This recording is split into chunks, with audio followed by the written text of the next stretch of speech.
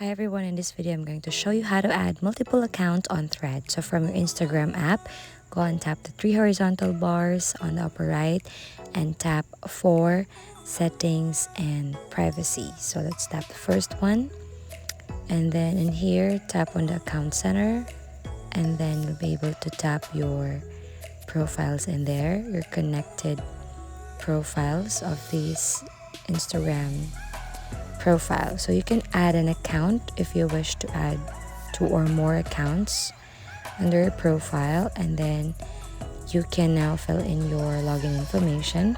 And once you're done with that, you can now open your threads from your Instagram app. Tap open threads, and in here tap that profile icon on the bottom right corner of your phone and that two lines on the upper right corner, then tap for log out.